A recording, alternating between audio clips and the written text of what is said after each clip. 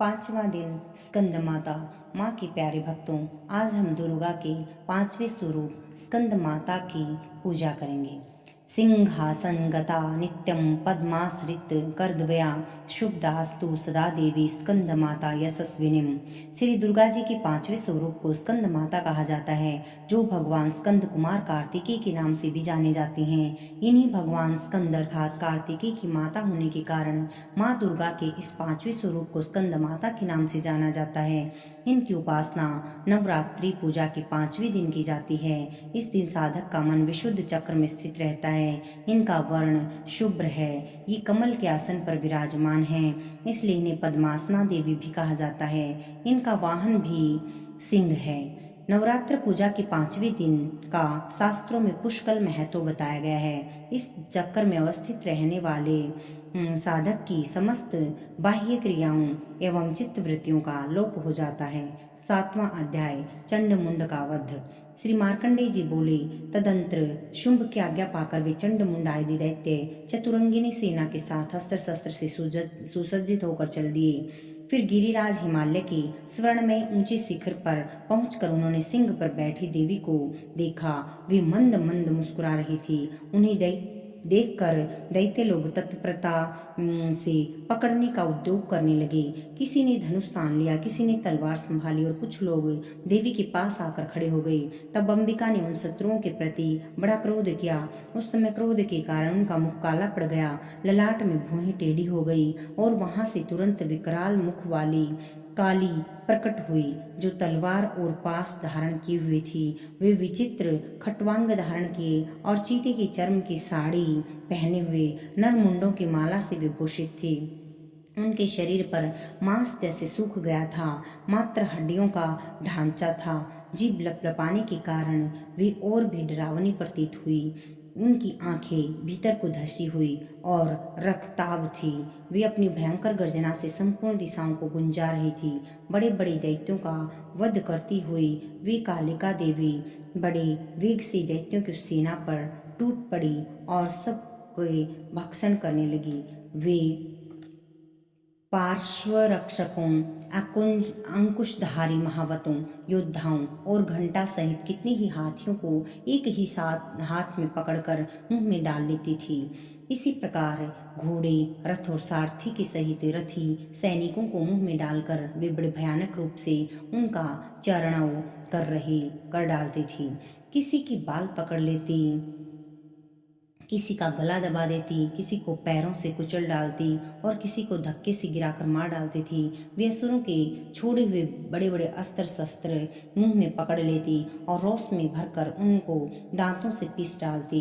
काली ने बलवान एवं दुरात्मा दैत्यों की वह सारी सेना रौंद डाली, खा डाली और कितनों को ही मार भगाया। कोई तलवार की घाट उतारे गए, कोई खटवांग से पीटी गई और कितनी ही असुर दांतों की अग्रभाग से कुचले जाने पर मृत्यु को प्राप्त हुए।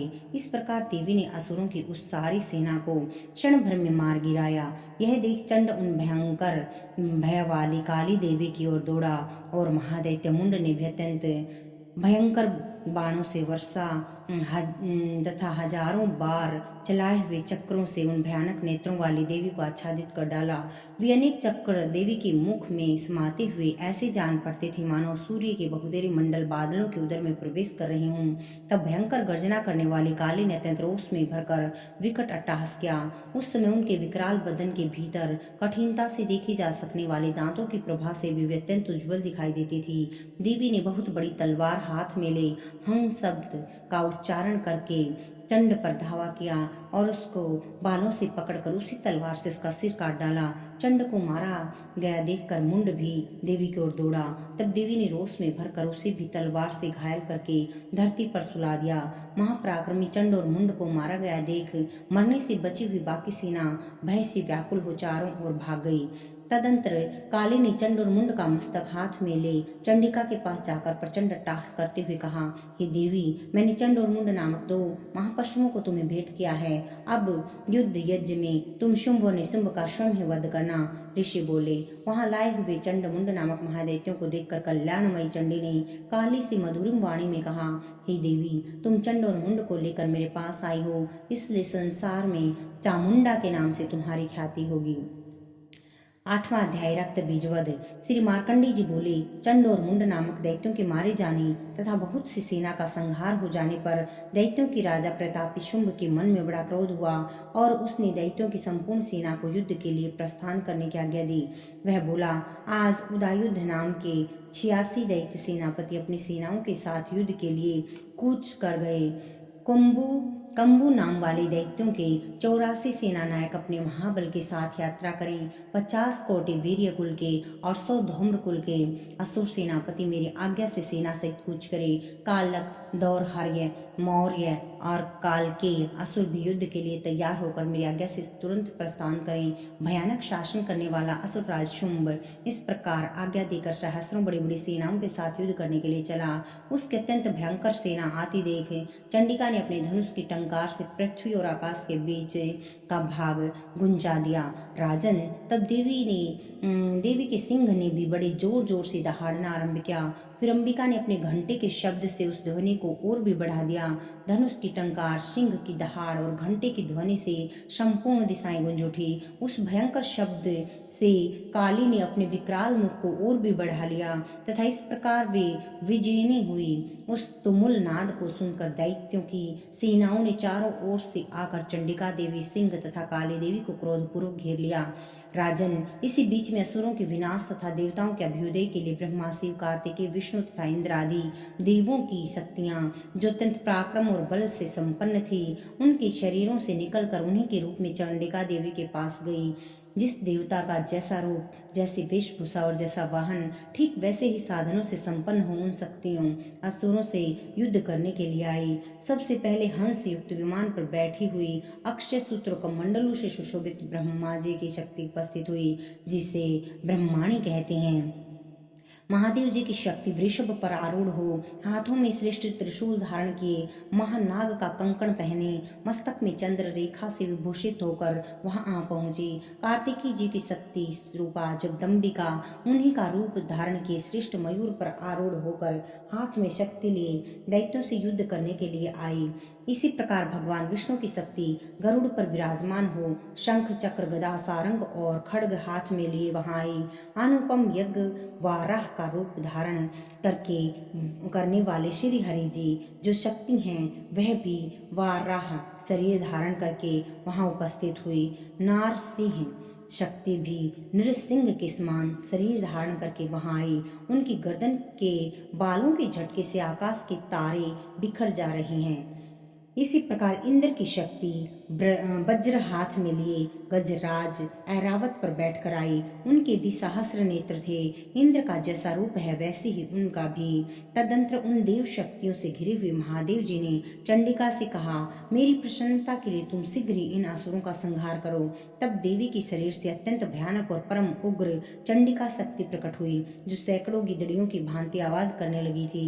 उन अपराजिता देवी ने धूमिल जटा वाले महादेव जी से कहा, भगवान, आप शुंभ निशुंभ के पास दूत बनकर जाइए और उन अत्यंत गर्वीले दानव शुंभ एवं निशुंभ दोनों से कहिए, साथ ही उनके अतिरिक्त भी जो दानव युद्ध के लिए वहां उपस्थित हों, उनको भी यह संदेश दीजिए, दैत्यों, यदि तुम जीवित रहना चाहते हो तो पाताल को लौट जाओ। इंद्र को त्रिलोकी का राज्य मिल जाए और देवताएं यज्ञ भाग का उपभोग करें। यदि बल के अभिमान में आकर तुम युद्ध की अभिलाषा रखते हो तो आओ, मेरी योगिनियां तुम्हारे कच्चे मांस से तृप्त हों। चूंकि उन देवी ने भगवान शिव को दूत के कार्य में नियुक्त किया था, इसलिए वह शिव दूत के नाम से संसार में प्रसिद्ध हुई। वे महादैत्य भी भगवान शिव के मुंह से देवी के वचन सुनकर क्रोध से भर गए और जहाँ कात्यायनी विराजमान थी उस ओर बढ़े। तदंतर वे दैत्य आमर्ष में भरकर पहले ही देवी के ऊपर बाण, शक्ति और रिष्टि आदि अस्त्रों की वर्षा करने लगे।